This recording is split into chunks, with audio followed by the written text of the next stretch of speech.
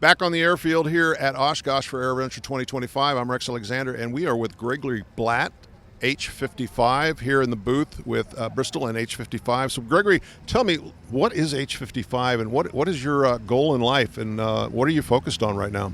Okay, before I talk about the future, I'd like to just briefly talk about the past, because that will help us understand where H55 is about.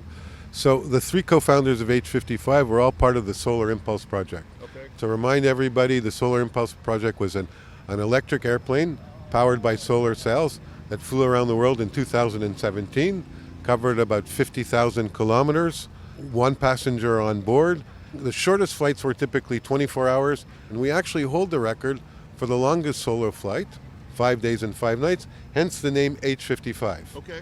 H55 is about building, designing, producing certified electric propulsion systems. And when we mean by electric propulsion systems, we talk about the powertrain, so the motor, the propeller, the inverter, okay, right down to the power distribution unit, to the battery management unit, and the energy storage. So energy on one side, power on the other, and the software and the hardware that makes it talk to each other.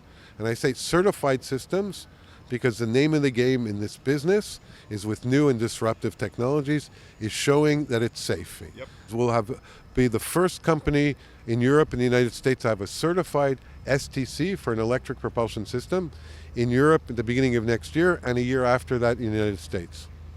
The aircraft behind us has been here doing some testing. You worked with a tour operator. You also put it at some extremely high temperatures and also at some extremely high density altitudes.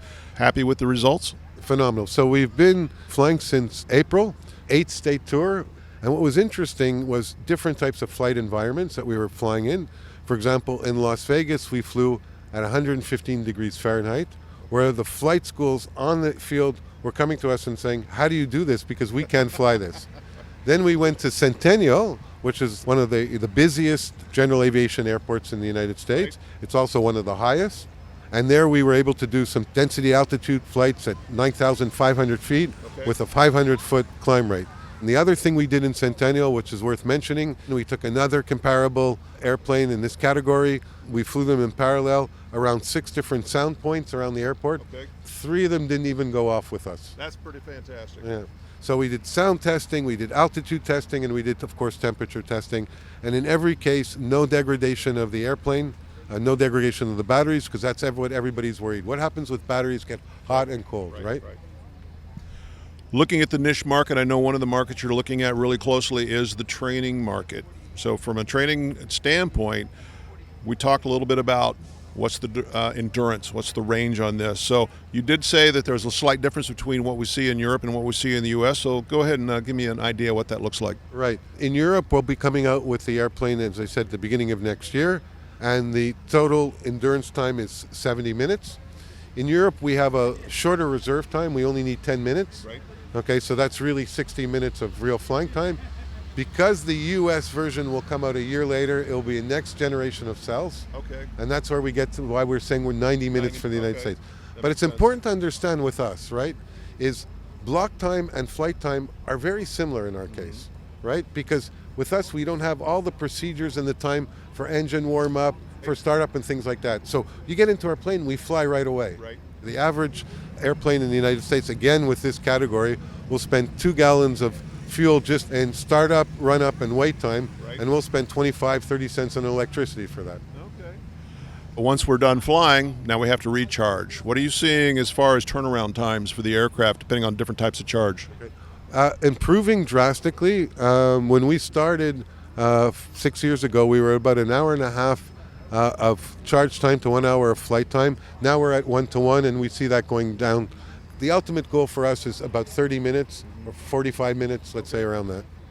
Looking into the future over the next year, 2 years, what are your goals, and where do you see you taking the technology next step?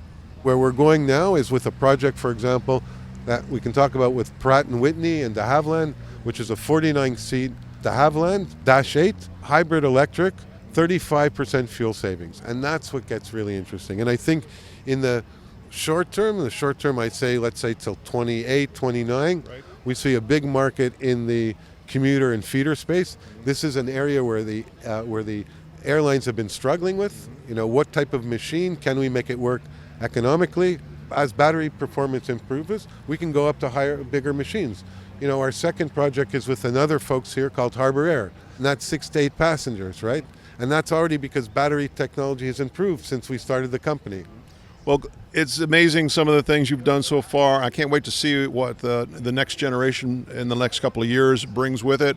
I wish you all the best of luck at Oshkosh, and please keep us informed of everything you're doing. You guys are great. So Thank you.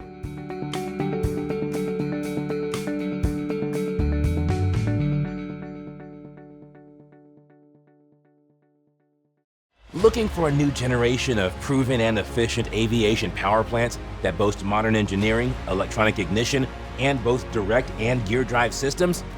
With 100 horsepower to 240 horsepower, the Skyline and Redline engines offer uncommon value in an overpriced industry. Whether you are looking for fixed wing or rotor, MW Fly Americas has been established to service the American market with dedication and expertise. MWFlyAmericas.com